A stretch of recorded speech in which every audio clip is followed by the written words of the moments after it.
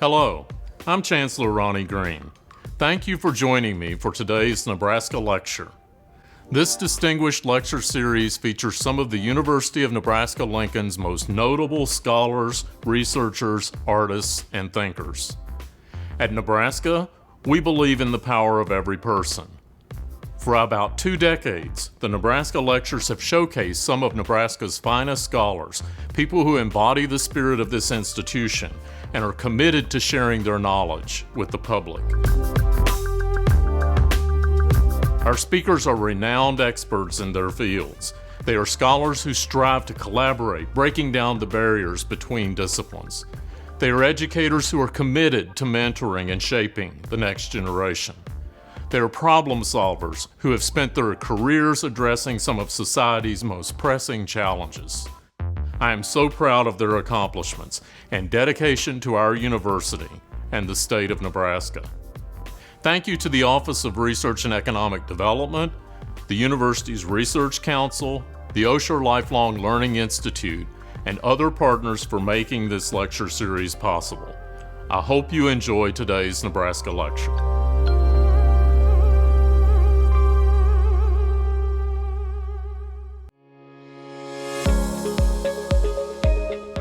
Good afternoon. I'm Bob Wilhelm, Vice Chancellor for Research and Economic Development at the University of Nebraska-Lincoln.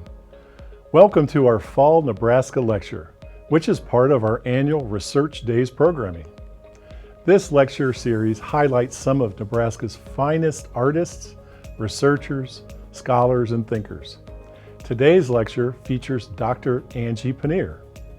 Angie's research on such subjects as non-viral gene delivery, tissue engineering, DNA vaccination, and stem cell engineering put her on the cutting edge of some of the most critical biomedical engineering issues of our time.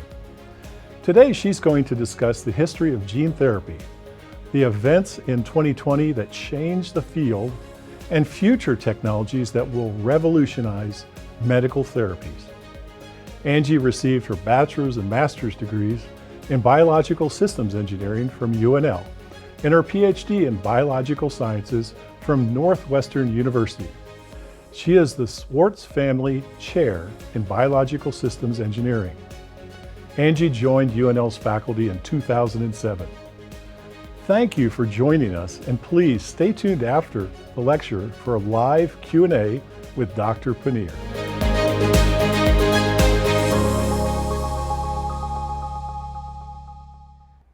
Well, I'd like to thank Chancellor Ronnie Green and Vice Chancellor Bob Wilhelm for the invitation to present at this prestigious lecture series, and in particular also thank my nominator, Dr. Yusong Lee of the College of Engineering Dean's Office. I will admit that when I proposed the title DNA and RNA delivery from novel therapies to vaccines that end pandemics quite a few months ago, I might have been a little bold in my title choice. And the reason for that is, one, there is a lot of really fascinating, interesting, and important science that has occurred in the last 120 to 150 years that have led us to where we are today in terms of novel therapies that make use of DNA and RNA. And therefore my apologies, because I cannot, for the sake of time, highlight every important scientist and discovery within this field. But also I was bold to use the word end in ending pandemics. And as we sit here today in November 2022, we certainly know that the pandemic has not ended, but I think that we all would agree that novel therapies that make use of DNA and RNA have certainly changed the course of the pandemic. And I hope over the course of my lecture today that I explain where we've come, where we're going, and some of the bright future that I see ahead of in this field. And so we're going to start with talking about biological systems. And biological systems are made up of organ systems, and organ systems work coordinatively to keep us alive and functioning. And if we zoom into an organ system, the organ systems are made up of organs. And we can see on this slide I have sort of a nondescript organ there. Maybe it's a muscle, maybe it's a liver. But if we zoom into that organ, we can see that organs are made up of tissue units. And those tissue units, if we zoom in further, are made up of individual cells. And those cells then are diagrammed on the slide slide, as diagrammed on the slide. And you can see in that cell diagram that cells are made up of a variety of really important features, some of which I will highlight that are important to our story today. And that includes that cells are enveloped by a plasma membrane. That's the perimeter or the outside of the cell. It may not seem like an important part of the cell, but it controls what enters and leaves the cell. We also have the cytoplasm within the center of the cell, and this contains a lot of organelles and molecular factories that we'll certainly talk about today as well. And then we have the nucleus of the cell, and that really is the heart of our story today. And in the nucleus, that is where our genes, our DNA, our genome resides and controls not only our traits and our features, but also our diseases. And we'll talk a little bit about the history of our genome and our genes that leads into DNA and RNA technologies that I want to describe today. And so the history starts with really the father of genetics, Gregor Mendel. That in the late 1800s, Gregor Mendel was actually performing thousands and thousands of experiments with pea plants, where he was crossing pea plants that had very distinctive features, including their height, their flower color, whether their peas were wrinkled or smooth. And he noticed that when he crossed these plants together, that he could predict the traits being passed from parent to child, or in the case of plants, from generation to generation. And he started to describe this mathematically and set up the principles or the fundamentals of heredity. And in 1909, then Danish botanist William Johansen first uses the word gene to describe this unit of heredity. We then move into the early 1900s, where Thomas Hunt Morgan and his group at Columbia University, in their very famous fly room, started working not with plants, but with fruit flies as their model organism. That they were able to show that these units of heredity, these genes, as we were starting to call them, are actually strung on chromosomes. And these flies are still used today in modern genetics because of the easy ability to cross these flies, and with features that are easily detectable, or phenotypes is what we would call them, so different colored eyes or different features of wings. And it wasn't until 40 years later that we actually determined that humans have 46 chromosomes, where our genes are arrayed, and 23 of those chromosomes come from each of your parents. Working with Dr. Morgan was one of our very own Nebraska's Nobel Prize winner, George Beadle, and seen here in an image of his bronze statue that was recently installed on East Campus. And George Beadle, along with Edward Tatum, started using red bread mold as their model organism, and they showed that the function of this gene, this unit of hereditary, is actually to direct the formation of a particular enzyme, and importantly, that regulates a chemical event. And this was really important in the field of genetics and molecular genetics, where we started to understand that genes don't just define these outward traits, but they define the chemical reactions within a cell. And then famously in 1953, James Watson, along with Francis Crick, with data collected by Rosalind Franklin, characterized the structure of the language of genes, the DNA double helix. And here, importantly, they were able to show that DNA not only is in the feature of a double helix, but that the backbone is made up of sugars and phosphate groups, and these run in two strands that are actually anti-parallel to each other. And the ladders of this helix are made up of bases that pair in a very specific way, and that form a sequence of an alphabet, if you will, that helps to write the code of genes. And so, fast forwarding many years and decades worth of work, this is our understanding of DNA and the DNA code. And so we know that we have chromosomes. Genes are arrayed on chromosomes, and these chromosomes are found in the nucleus of cells. If we take that chromosome and we unravel it, we see that characteristic double helix structure of the DNA molecule, and we see that those rungs of those ladders are made up of what we call bases, that one is attached to one strand, another base is attached to the other strand, and they pair as a stair step together in a very specific way, and that A always pairs with T and G always pairs with C. And not only is that important to the structure and function of DNA, it allows for DNA to replicate when cells divide, it allows for DNA to be read as a code, but also the sequence of letters are important, and that's the way that genetic information is encoded in a cell in an organism. And so this really leads us to the central dogma of biology. And that is the idea that if we remember back to our cell diagram, and I've now simplified it to a cell with a membrane, a cytoplasm, and a nucleus. Within the nucleus is where these chromosomes are, where these highly bundled areas of DNA are. I always tell my students to picture chromosomes like uncooked ramen noodles. That's how highly packed the DNA is in the chromosomes. And these chromosomes are like books of instructions. And they have on them genes, which are like book chapters that are instructions for very specific proteins or chemical reactions, as George Beadle described them, that actually carry out the function of the cell. And this happens every second in every cell of your body. And so biology is really smart in that we have to protect this genetic code, these book chapters, these genes that are housed on these chromosomes. So we keep them safely locked away within the nucleus, which in itself has its own membrane. And instead, we decide that certain cells only need to read certain instructions or use certain book chapters or express certain genes given what the cell needs to do or the functions it needs to perform. And so what happens is there's cell machinery within the nucleus that reads the code, the sequence of those letters in the DNA, and it transcribes it into the language of messenger RNA. Now, messenger RNA looks very similar in language to DNA. However, it is single-stranded, and it is immediately shuttled into the cytoplasm of the cell, where that recipe for a protein can immediately be acted upon by other molecular factors called ribosomes that actually translate the code of messenger RNA into the language of amino acids, which are the subunits that string together to form a protein. And so this is read in triplets of bases called codons and then translated into a protein, and the protein is what carries out the function of your cell. And so a nerve cell or an intestinal cell, they are that type of cell because of the proteins that they are expressing, because of the book chapters or the genes that they're reading in the nucleus. And so you can imagine, knowing this information, it became very attractive that what if we delivered DNA to the nucleus of a cell? What if we delivered a gene to the nucleus of the cell? We could put our own instructions in that the cell would then use in the same way it's using the instructions on the chromosome. And so early on, scientists started to see if we could do this. Could we deliver DNA to cells?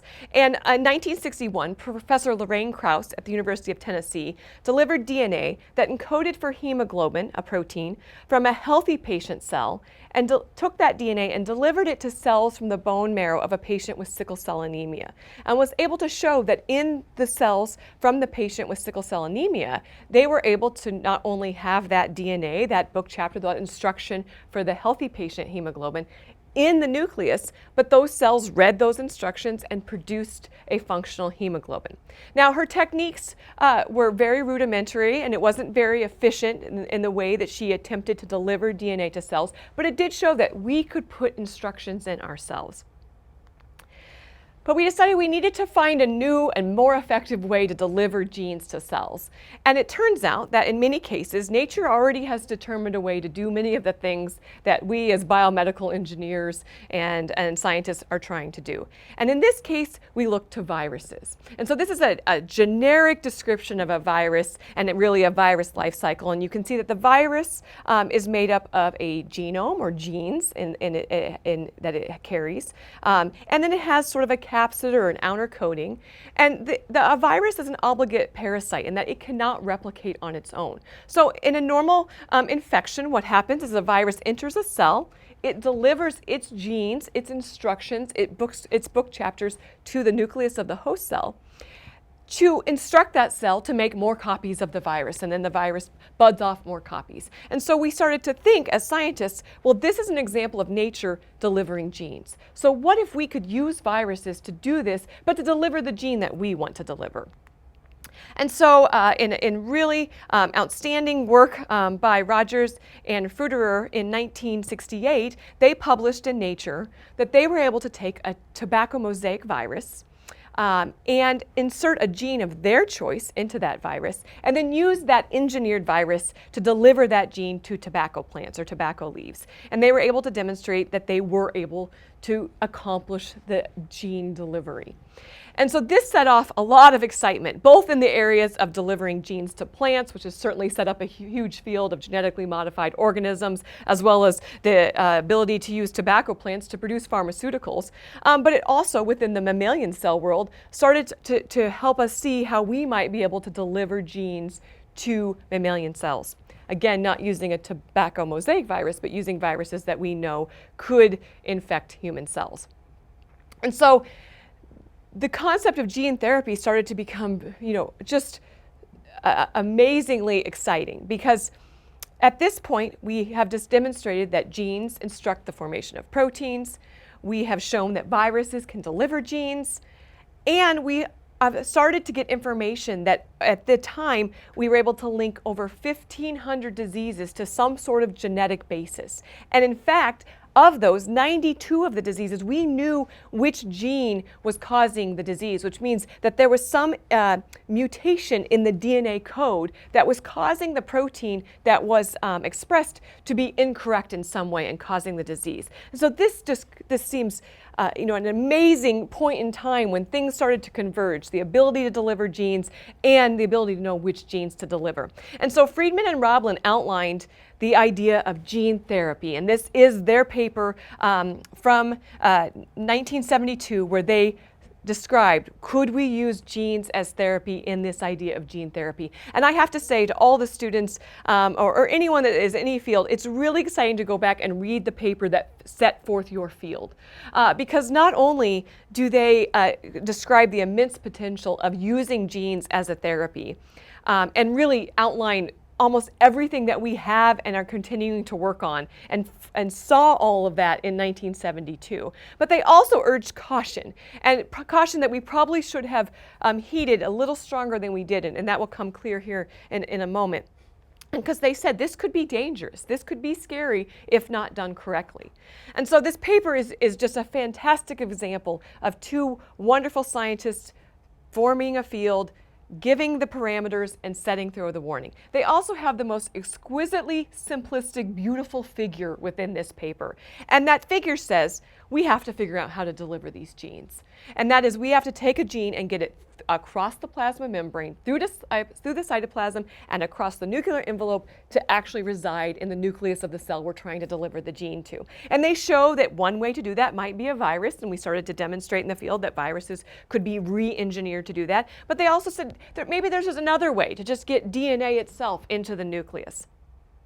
And so at the time, there was individuals trying to use things like calcium phosphate, trying to use some early types of polymers to accomplish this. But in 1987, Felgner and colleagues report the synthesis of a cationic lipid. This is a highly positively charged lipid that could interact with DNA. And in this case, the DNA is actually a circular piece of DNA called plasmid DNA. And that plasmid DNA includes the gene you're trying to deliver.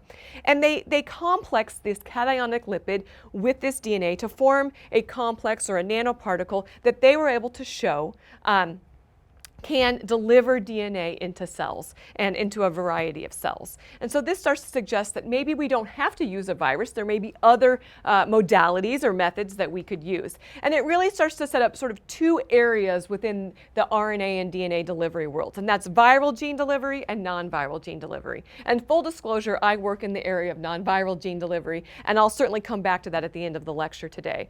But these two areas worked quickly and in ways that were very innovative to try to develop both viral and non-viral techniques to deliver genes. So the viral community worked on identifying viruses that are known to infect human cells, and that we would be able to engineer out the parts that cause infection or the virus to replicate and just retain the parts that deliver the gene.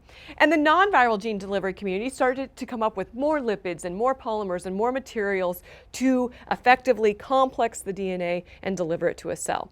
Now, the viral gene delivery community started to make much larger strides than the non-viral gene delivery community. And for one reason, viral vectors, which is the term we use for this, were based on many decades of virology work and millions of years of evolution that viruses were intended to deliver genes. And so because of that, the viral vectors started to make some big splashes. And in 1990, the New England Journal of Medicine was the first report of an officially approved demonstration of gene therapy in humans. And what Rosenberg and Anderson did was they removed tumor-infiltrating lymphocytes from a patient with terminal malignant melanoma. They used a virus to deliver DNA to those cells, and then they reinfused the patient's cells back into the same patient.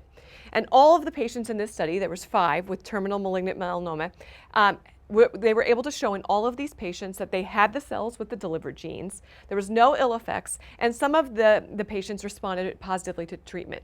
But the most important part of this study was that it established the feasibility and the idea of removing cells, delivering genes, and then giving them back to the patient, and the safety of gene therapy. This was an exciting time. So these ideas, this 100 years of molecular biology combined with innovations in viral vectors, it was starting to come to fruition. Also at the same time, the NIH, along with other agencies, launched the Human Genome Project. And this happened at this moment in time because the technology that was needed to sequence large amounts of DNA started to really be available. Nowhere near as fast or as accurate as the technology we have today, but it did allow for large-scale sequencing. And so the goal of this project was to identify every gene in the human and to understand the function of that gene and also to understand its potential implications in diseases to be able to use that information to cure diseases. And these sequences were uploaded in real time. And so now not only do we have the way to deliver genes and we've shown safety in humans, but we have all this data coming out that suggests other targets, other genes that we might be able to deliver. So a very exciting time. So much hope and so much enthusiasm in the idea of using genes as medicines. And indeed, in 1990, we then started a clinical trial of the idea of actually delivering a functional gene to a human. And it was the field's first success. So in 1990, 4-year-old Ashanti De Silva was one of 2 children in the first successful gene therapy clinical trial. And so she was born with a severe combined immunodeficiency, or SCID, and she was deficient or lacked the enzyme adenosine deaminase. And without this enzyme, her T cells died and she was unable to fight infections. This is bubble boy syndrome. So the idea that you couldn't leave your house, you couldn't even get a simple cold because it could be fatal. And so what researchers did to Ashanti, as well as the other child in the clinical trial, was they removed some of her blood cells. They delivered this ADA, or this gene that encoded for this enzyme, to her cells, and they re-administered her cells to her over a course of 2 years. And again, this was done in 1990. This is an image of Ashanti from 2 years ago. She's still alive today, and this was a huge celebration, right? This showed us that, again, the idea not only that we can safely deliver genes, but that we can maybe cure someone, and that's a very strong word to use. But it's not intended to be a treatment. It's intended to replace a gene that is mutated and be a cure. However, in the late 1990s, we had devastating setbacks, and devastating probably is too light of a word to use.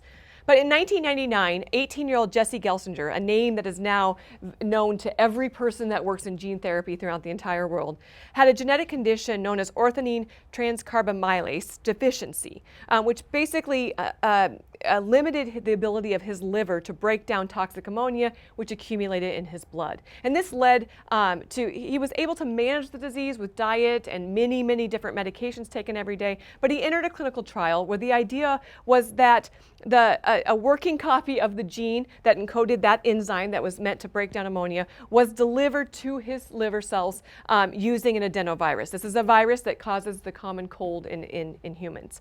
However, 4 days after being treated, Gelsinger died after suffering a fatal immune reaction to the treatment. In fact, it was determined it was a reaction to the adenovirus, so the viral vector that was delivering the gene. And after that, there was another clinical trial of patients being treated again for SCID, where 5 of the 20 patients, so a significant number, went on to develop leukemia because of the virus used in that treatment. And so the field had to take a very long pause and revisit and rework our delivery methods and really rethink through how can we even more safely engineer these viral vectors? How can we design new materials in the non-viral gene delivery space? And I will admit, in the early 2000s, I think a lot of us thought that our road back was going to take a very long time. The FDA was extremely careful and re-examined their approach to clinical trials, and it was a good pause. It was a pause that we all needed, but was led to that pause because of some really unfortunate outcomes. But after working through details of clinical trials, after working through re-engineering safer vectors, we started to see some successes. There was one drug that was approved in China and one drug approved in Russia, but in 2012, Glybera was approved as the first gene therapy approved for use in Western countries. And it was approved by the European Medicines Agency. It was never approved by the US FDA.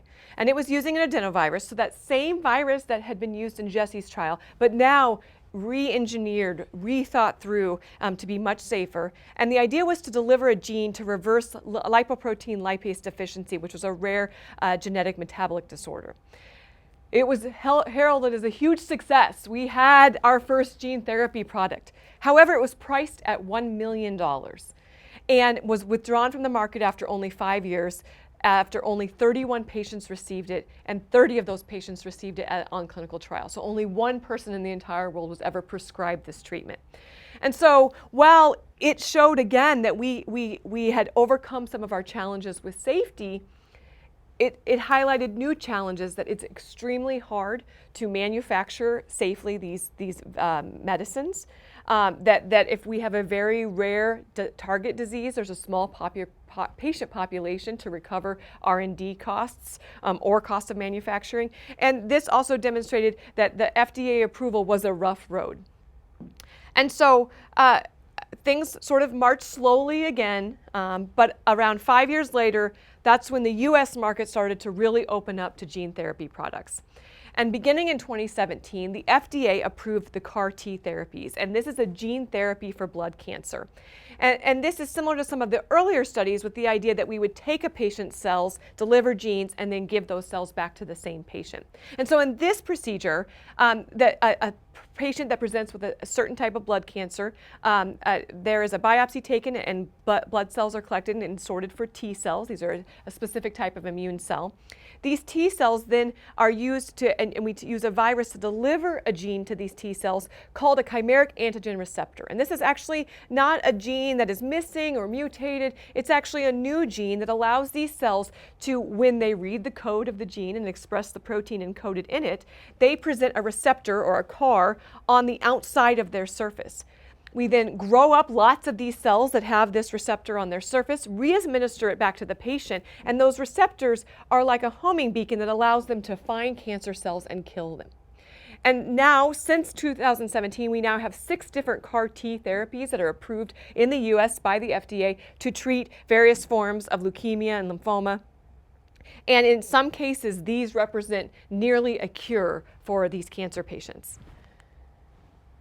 We have other therapies that are changing lives, FDA approved. So in 2017, the FDA also approved Luxturna, which was the first gene therapy that treats an inherited condition for blindness. And so this is a form of blindness that is caused by a mutation in a gene called RPE65.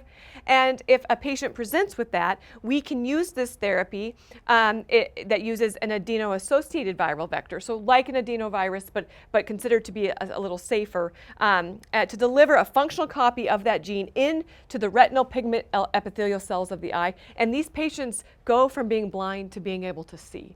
If you go watch any of the videos online about this, it is just completely filled with hope and amazement.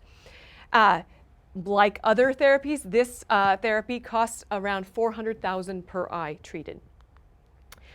Just this year, the FDA has now approved 2 other new gene therapies, a gene therapy for beta thalassemia treatment and Zolgensma, which treats spinal muscular atrophy in infants.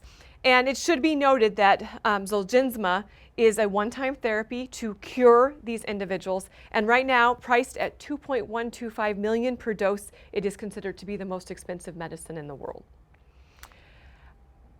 Finally, in just this year, the European Commission granted conditional marketing authorization to Roctavian, which is a gene therapy for the treatment of severe hemophilia A. Hemophilia is a disease that affects a large patient population with very severe outcomes, and this marks really a target that has been for gene therapists something they've been looking for a long time. Hemophilia is characteristically caused by mutation in a gene, and we've been trying for a long time to deliver a cure in that way. And so, while I've talked about applications, and I'll certainly come back to comment more about the cost, because cost is an issue in this field, in that what I've described so far is really what's called in vivo and ex vivo gene therapy. The idea that in vivo means in our patient, ex vivo means cells that we take out of our patient, we deliver a gene and give back to our patient. I've described the ideas of using those kinds of gene therapies to deliver a gene to be quote unquote a cure for a disease. But there's other applications where you might want to deliver a gene, and that includes things like genome editing, which I'll talk briefly about here at the end, or tissue engineering, using gene therapy to drive regeneration of tissue for replacement, but also vaccination. And this timing and the long history we have within the field of also looking at vaccination as an application for gene therapy, the timing of that was really pretty perfect. If we look back 2.5 years, almost 3 years ago, in January 2020, when we all started to see these new reports of a pneumonia-like illness in China, and then we saw the first case of SARS-CoV-2 or COVID-19 in the US in late January 2020. And so, as individuals within this field that are working on DNA delivery and RNA delivery, which I haven't talked much about, but we'll hear in a moment, I think we saw this was our chance, right? We knew that as this pandemic began, that we were going to need a vaccine approach that was going to allow for fast manufacture, very efficient and efficacious outcomes, and the ability to mobilize it quickly and across the globe. And so if we look at sort of traditional approaches to vaccine, which are on the left side of the screen, what we typically do is that we actually have to get the virus that we're trying to vaccinate against and then inactivate it in some way and re-administer it back to our patients. And this can take time. It can take time to isolate the virus. It can definitely take time to grow up massive amounts of it, purify it, and this is why it takes us months to get ready for an influenza vaccine, for instance. But there are other ways to accomplish that, including using DNA or RNA and delivering it with non-viral means or delivering it with viral vectors. Not the virus that's causing the infection, but other viruses that we know can deliver genes. And so that's where the field really settled quite quickly because we knew that we had decades worth of research in this area, and we knew that these were technologies that would allow us to mobilize quickly. And so I want to remind us of the central dogma of biology. If we remember that our DNA is in our nucleus, it's transcribed into messenger RNA that's shuttled into the cytoplasm and then translated into a protein. Everything we've been talking about today is to really convince a cell or to deliver a gene to a cell to correct a mutation.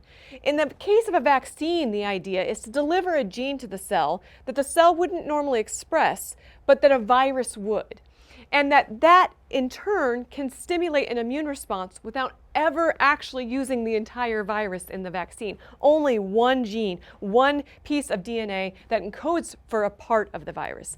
And so we knew for the coronavirus, and the structure is shown in the left, that it has a genome like all viruses, and on its surface it has this spike protein. And if you look at the coronavirus in microscopy images, it looks like a corona, which is why it's called a coronavirus. Well, we knew because of the MERS and the SARS outbreaks of the last 20 years that spike protein is a good target for a vaccine.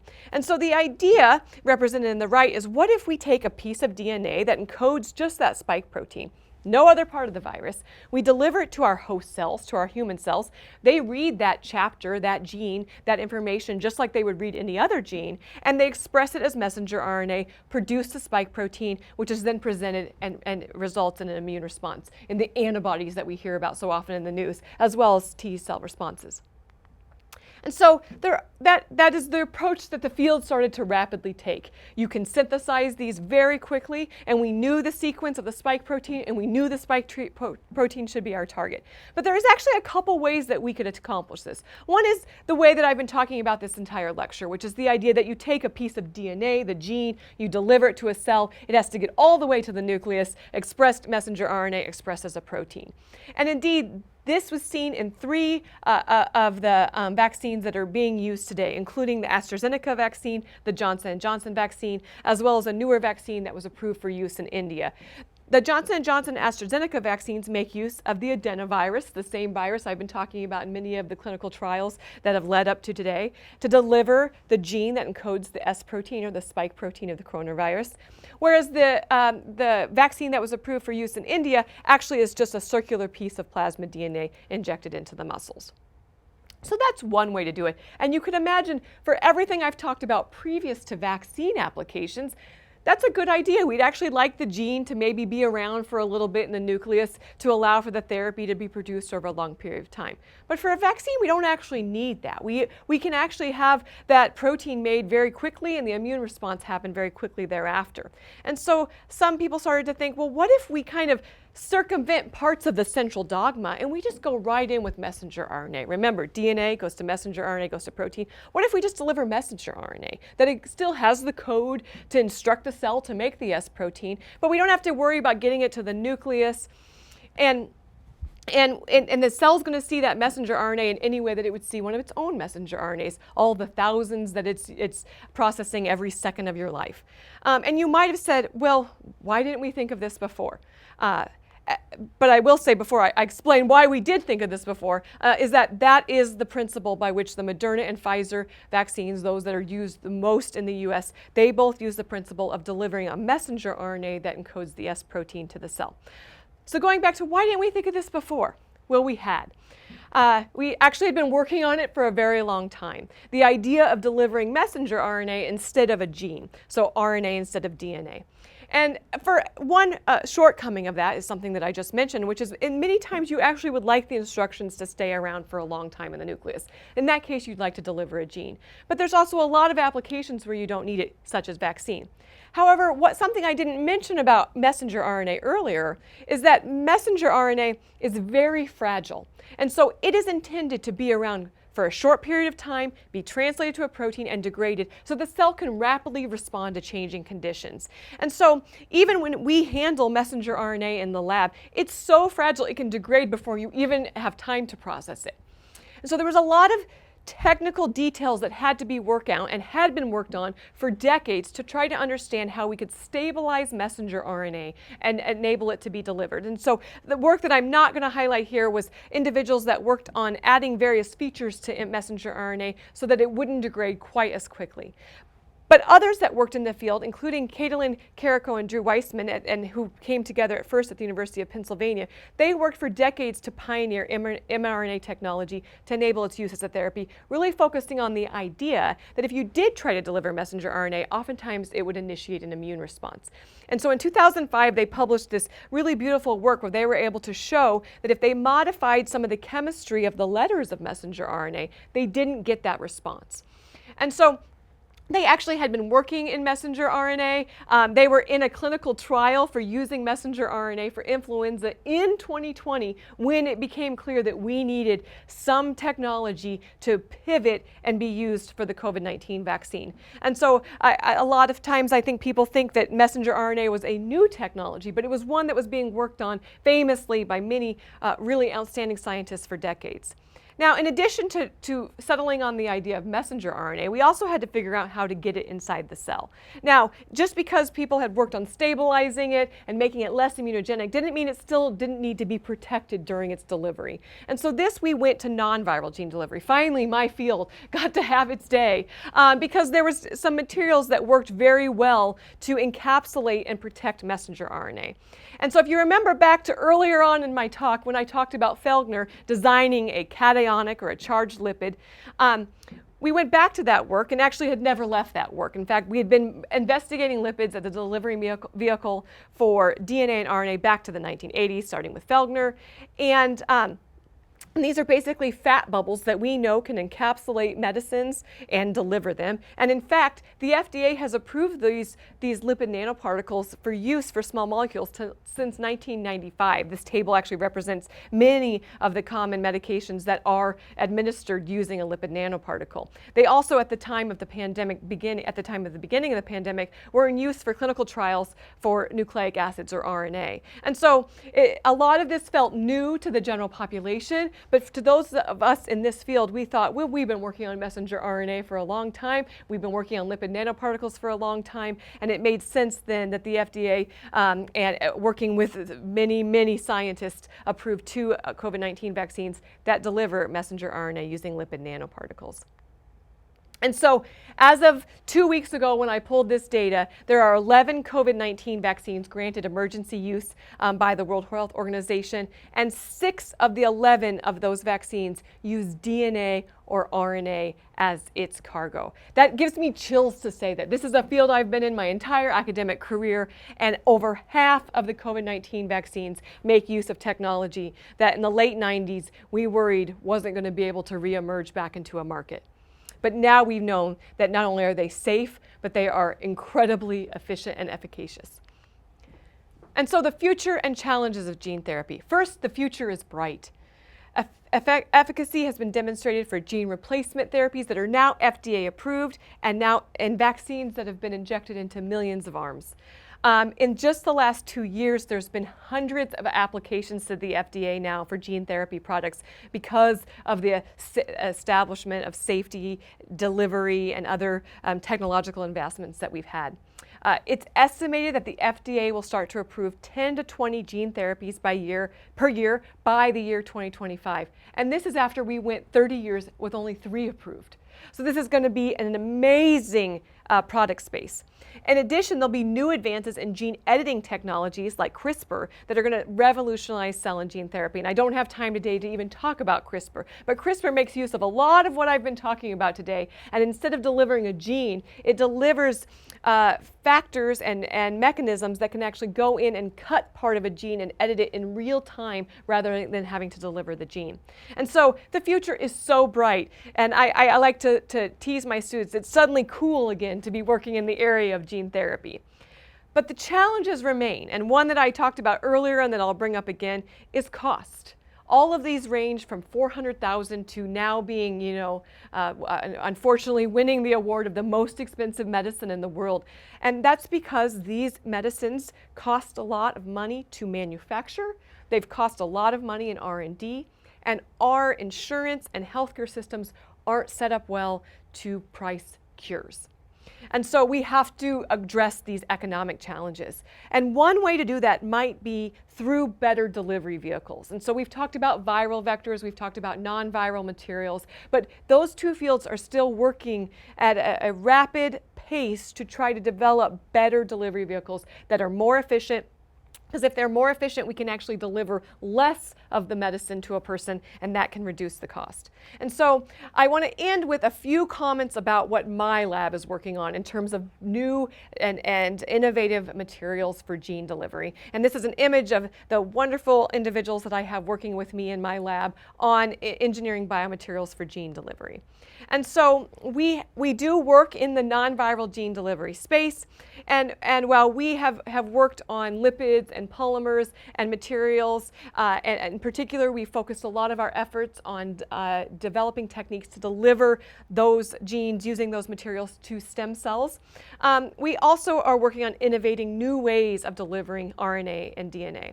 And one thing we're really interested in is using extracellular vesicles.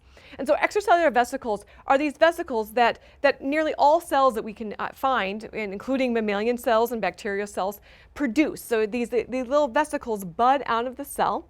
And these vesicles contain materials both on their inside and on their surface that the cells are actually trying to use these vesicles as a method or a mechanism to communicate with cells in their environment. And so we thought, if cells are already using this as a delivery vehicle, can we use it as a delivery vehicle for cargo, DNA and RNA, that we want to deliver? And so there's several different ways that we might accomplish this. In one way, we actually can deliver what we're interested in delivering in the vesicle to the host cell or the producer cell, and then that cargo is loaded into the extracellular vesicle that buds off, and you can collect it, and the cell has done your loading for you. Or you might collect these formed vesicles that have bud off cells and then manipulate them through physical or chemical techniques to load your DNA or RNA into these vesicles. And we're actually exploring both of these approaches in my lab. For the former, we are interested in using human mesenchymal stem cells as the producer of the extracellular vesicle. So these cells are found in bone marrow and fat tissue, and they were famously determined to have differentiation potential, which means that if you add the right factors to these cells, they can become bone cells or fat cells or cartilage cells. But they also, in just their state pre-differentiation, they have immunomodulatory capacity, which basically has been shown that if you administer these cells to various parts of the body, and this has been done in many clinical trials, they can aid healing or aid in a disease response. And it's actually thought that it's not the cells necessarily themselves that's doing this, but it's their extracellular vesicles that are budding off of those cells that are mediating these positive effects seen in clinical trials. And oftentimes that's because of the cargo that these cells are loading themselves, and also some of the features that they're placing on the outside of these extracellular vesicles. So in our lab, we've actually developed a technique where we use DNA, a plasmid that has many genes on it, and we transfect that's the word we use, into these stem cells. And what these genes, these instructions that we're delivering do, is they tell the stem cell that every time it makes an extracellular vesicle, or we call them exosomes for mammalian cells, that they load something that we have encoded on that plasmid that we want, an RNA that we want loaded. And so the idea is that we're using sort of the magic of the exosomes of these mesenchymal stem cells, but then endowing them with the cargo, the RNA that we want to deliver. We also are decorating these exosomes with targeting ligands, sort of like the CAR T cells, which allow them to target to a disease state, and we're investigating these exosomes right now in therapy for cardiovascular disease. Finally, we're also interested in loading preformed extracellular vesicles, and in this we're really interested in using extracellular vesicles from bacteria. And this work is in collaboration with Dr. Amanda Raymer-Tate in the Food Science and Technology Department. And the idea here is that we actually want to use these for oral DNA delivery. So everything I've talked about so far today, we either take cells out of a patient, deliver genes, and give those cells back. We inject through through IV or intramuscularly. But oral gene delivery would allow us to treat various diseases within the gut. It would also allow us to potentially mediate vaccination. And there's a lot of advantages to oral gene delivery or oral delivery of any drug, in that you have high patient compliance. Many people would rather take an oral medication than have a shot. We don't have to have medical personnel for administration. We have a large surface area where we can deliver the medicine, and we can either have a local or a systemic response. However, there are not a lot of oral drugs on the market because of the barriers within our GI tract, including the low pH and enzymes of the stomach, as well as a mucus layer and other enzymes within the intestine. But we think that we can use these budding vesicles, which are called outer membrane vesicles when they come from bacteria. We think we can use them from commensal gut bacteria. That is, that bacteria that are present in the human gut that are not causing disease. And we know that these bacteria that reside in your gut make these vesicles. These vesicles contain various biomolecules. They are used for cell-to-cell communication. They also can cross the mucosal barrier within your intestine and be internalized by the human intestinal epithelial cells. And so what we're doing right now is we're developing the techniques to grow up these bacteria in the lab, collect the extracellular vesicles that they are secreting, load our DNA into them, and then deliver them orally, either for therapy or vaccination applications. And our early data suggests that we, in mouse models, that we have been able to show that we can transfer a gene using these vesicles. And so I hope that my lecture today has shown you that the history has been rocky at times within the field of DNA and RNA delivery, but we have worked hard as a community to understand how to safely deliver both genes and RNA and to do these in a way that is really proving or will prove to impact the therapeutic space. And in fact, some have said that this will be the fastest growing area of therapeutics that's really estimated to go from a $6 billion market last year to almost $43 billion market by 2030, which is only 8 years from now. And so it's an exciting time to be in this field. It's an exciting time to be a patient that might have their life dramatically changed by these therapies. With that, I'd just like to thank my lab for the small amount of research that I spoke of at the end, my collaborators, my funding sources, and again, to Chancellor Ronnie Green and Vice Chancellor Bob Wilhelm for the invitation to speak. Thank you so much.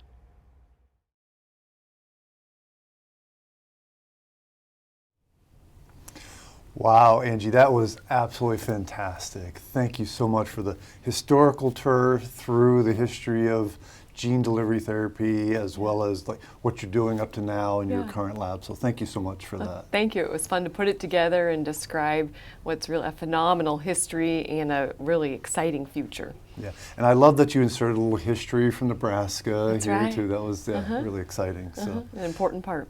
yeah, well, so we have lots of questions, Okay. and I'm going to open up with the first one, which is how will the new mRNA vaccines change future therapeutics? Yeah, that's a great question and something that we're really excited about within our field. And so I think that given that we've now injected messenger RNA vaccines, within this fat bubble, within this lipid nanoparticle into millions or billions of people, we have demonstrated safety and efficacy of this system.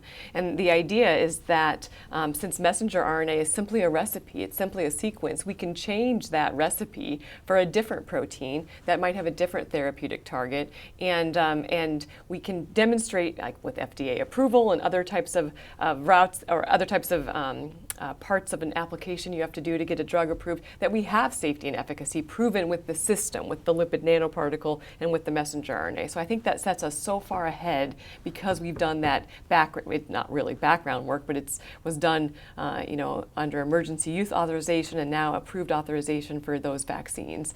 We had been in the field working on messenger RNA for cancer therapeutics, for other vaccines, including influenza, and now a lot of lessons have been learned about how to design that system. And so I'm really excited. I think that it's shown that type of delivery system can work. I will admit that the messenger RNA vaccines, you don't have to have great expression to have a good immune response and a good vaccine response. When we start thinking about things like cancer or other therapies, we do have to increase our delivery efficiency, which is why I sort of ended the talk with other vesicles and other types of delivery carriers, because that still is a hurdle that we'll have to overcome as we move forth into other therapies or other therapeutic targets. But I think that the precedence that's been set up is going to allow for a really bright future with those therapies.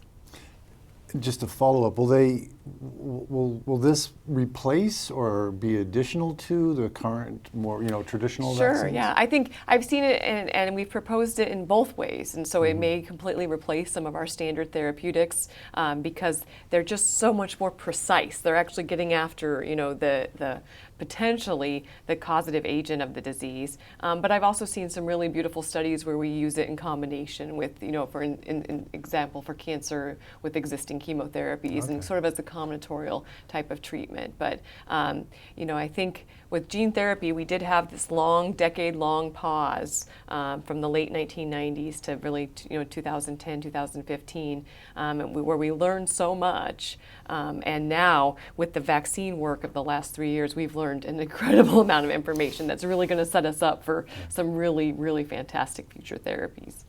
Oh, that's great. So something I've always wondered about, but with very superficial knowledge, don't have the answer, and so I can't wait to hear it from you, is are all the gene therapies meant to be permanently changing the genome of the patients? Absolutely not. And so, when we're going after a genetic disorder, we are going to want the gene to remain in the nucleus for a period of time that's important for the therapy, which in some cases may be for the rest of the life of the patient. But like for vaccines, for instance, we don't need it around very long at all. We just need it to be expressed and the immune response to be generated, and then the gene doesn't have to be there any longer. And so we have to look at different ways of delivering genes based on how long we want that gene to be around the nucleus, or how long we need the messenger RNA to be there as a recipe for the protein. But no, certainly not all of them have to be integrated, is what we would call, but some we do have to have that happen. So. Mm-hmm. So how do we make that decision then? Right. Well, so it has a lot to do with where in the lifespan of your patient you're applying the therapy. So the new very famously expensive medication or gene therapy is designed for infants, and so that is given in an infant stage, and we want that to be curative. So we need that gene to remain in the patient for the rest of their life. Mm-hmm. Wow. What technologies beyond what you've described do you think we need for gene therapy to be successful? Well, so just to re-emphasize, I think that we have to keep working on better delivery systems.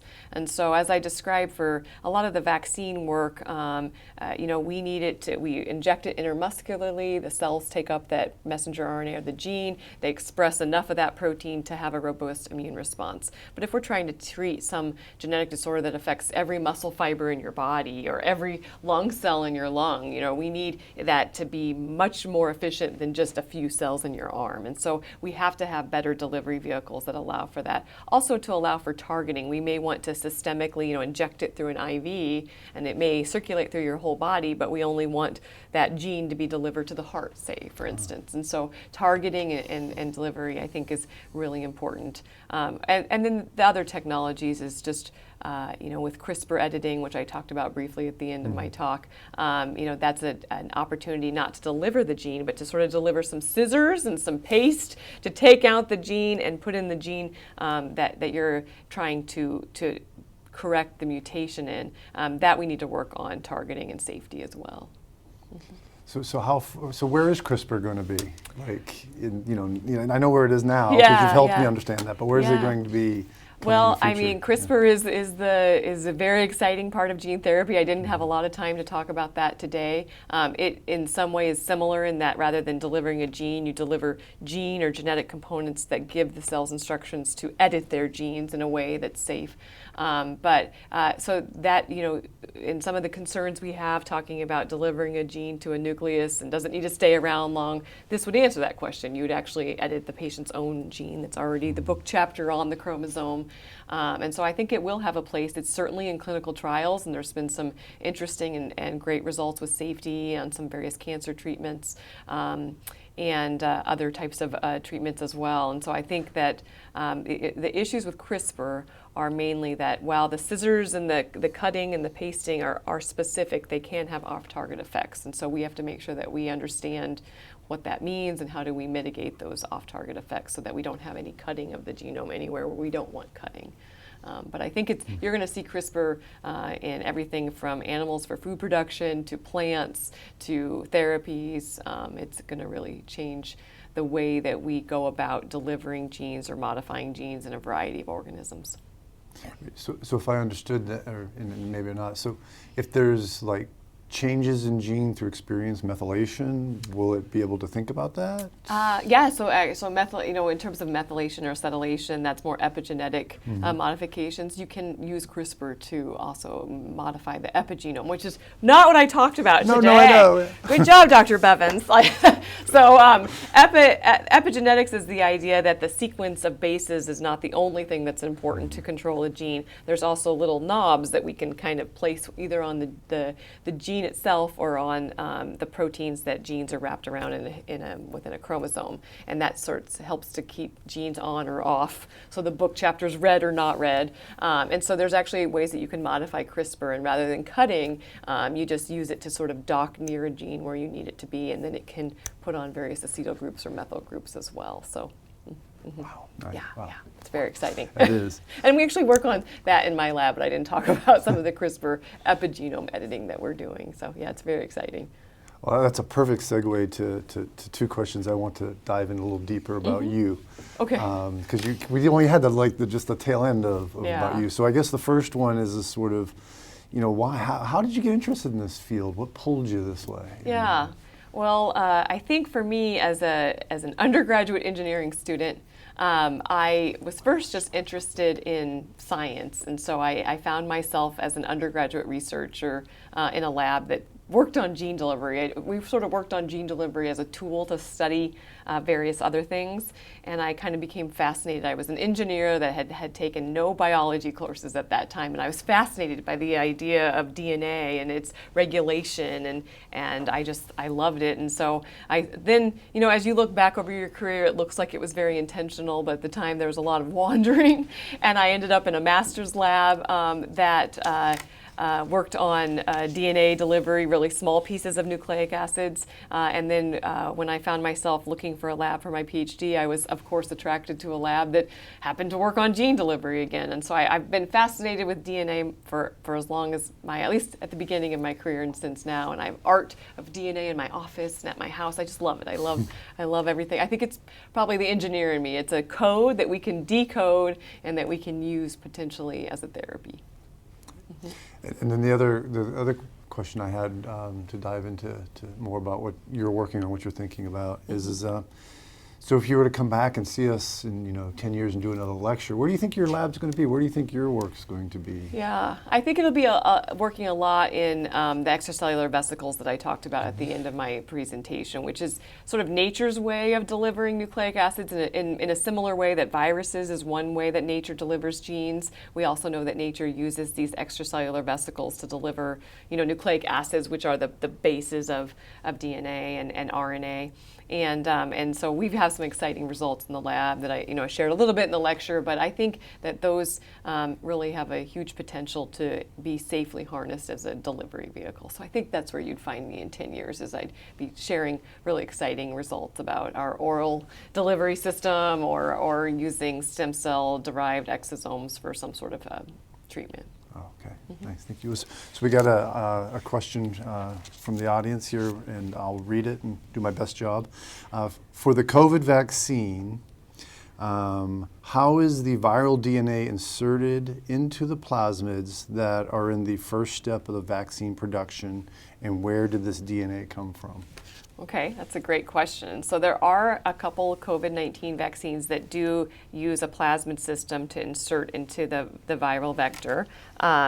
And so that viral vectors are produced by taking various plasmids or pieces of DNA that have genes encoded on them, including the spike protein for the vaccine, but you'll also use plasmids that have genes that encode for proteins that package a virus. And you take those plasmids and you put them into a producer cell line, and that producer cell line then produces the virus for you. You collect it, purify it, and then you can use it as a vaccine. And I think that's what that question was getting at.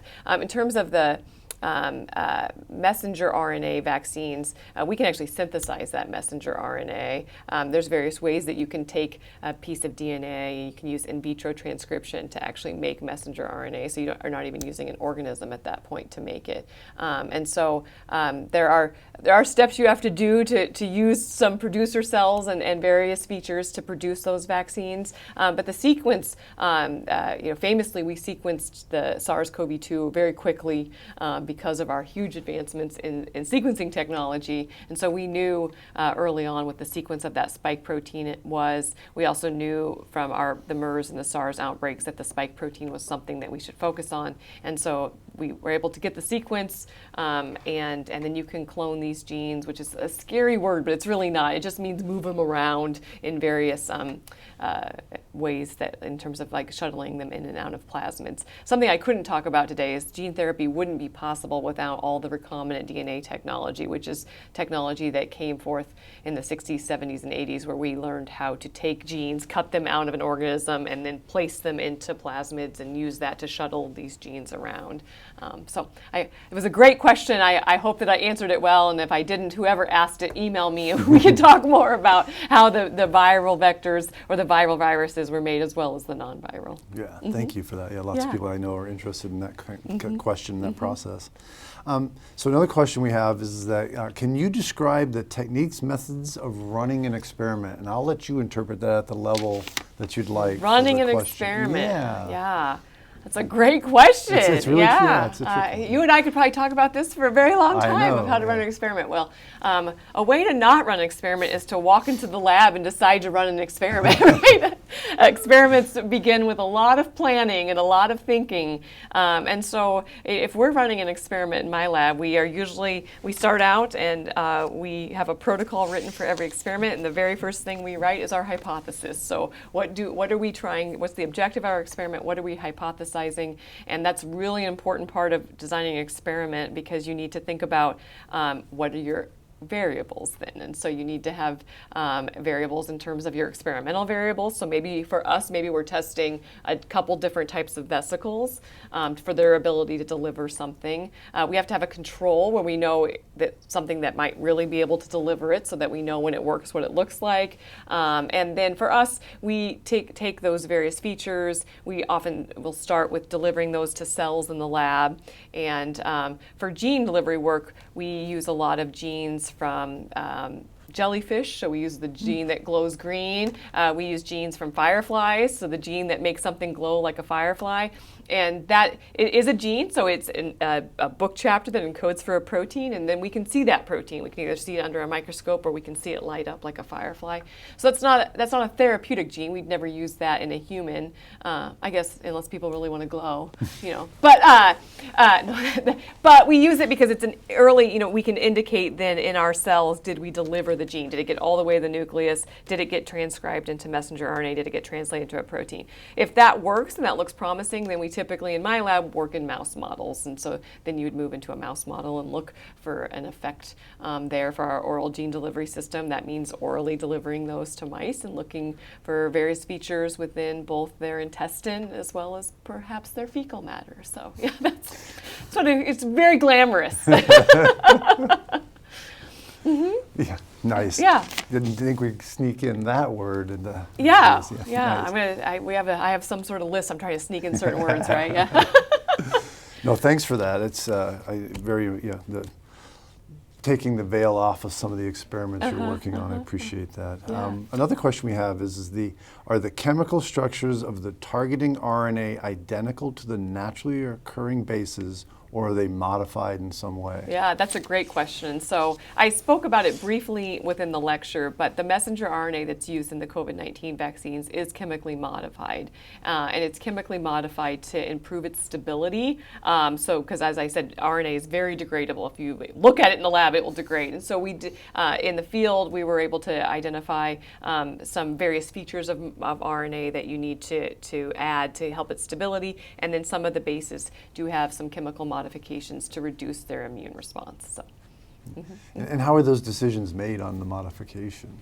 Well, that was some of the early work the work, by Weissman et al. In 2005 that showed that you had to make those modifications so that you could reduce the immune response of delivering messenger RNA.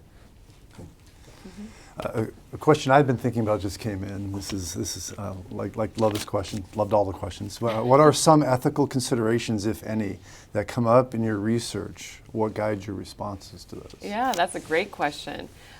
So the idea of, I also work in stem cells. So the idea of stem cells and gene therapy, there are obviously ethical considerations.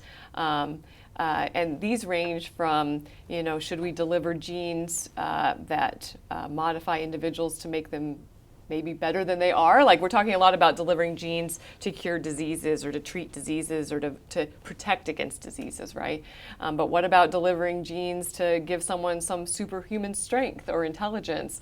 What about the idea that these technologies that we're developing are cost prohibitive to the majority of the global population? And so I do think that ethics comes into a lot of what we do. I would say that we take that very seriously in the gene therapy community and have agreements on what we will and will not work on in terms of modification to certain types of cells or using certain types of modifications. And I think too that for me the ethics of cost that will hopefully as we come up with better delivery systems and better manufacturing practices, we can reduce that cost like we do with a lot of technologies. But yeah, for me, I guess there's some black and white boundaries of ethics. But then there's a lot of what we do, which is we're trying to help individuals. We're trying to help people have longer, healthier lives. Or in a case of pediatric patients, we're trying to give them a chance at life. And so, I think that this technology, we know how to do it safely. The FDA has been a partner in this community for a long time with how to make sure that we are having the right checkpoints in clinical trials. And so I guess what guides me is that in the end, I really want to help people and create new therapies that are giving people, that in some cases are curing them. Mm-hmm. Are there groups or societies that sort of think about these issues and advise or work with scientists? Yeah. And so, within CRISPR just itself, there's certain advisory groups that have agreed, we will not CRISPR edit embryos, we will not do certain things. There's definitely organizations that, together with the FDA and in the U.S., the NIH, that have agreements on how do we handle recombinant DNA, how do we handle everything. And, even here at the university, we have incredible committees and protocols and procedures to ensure the safety not only of our lab personnel, but also the safety of the public so that nothing, can get out from the lab or anything like that. So I think, it's we take that all very seriously. Mm-hmm. Yeah, no, thank you for that. Mm-hmm. So it seems there was a funding lull between the Human Genome Project and COVID-19. Was the pandemic a massive boon to research? That's a great question. I'm not sure I'm completely prepared to answer that. That's a tricky one. I'm not. I guess it would depend on who's thinking there was a funding lack or boom. The NIH was certainly investing in many things, from Human Genome, which was unveiled in early 2000s, 2003, until 2020 for sure. There was definitely investments in a variety of therapies. Maybe there was less investment by some venture capitalists and groups on gene therapy for a period of time. I think that I'll say the COVID-19 vaccine shows that if you put an unlimited amount of money towards a problem, you can cure and solve it pretty quickly.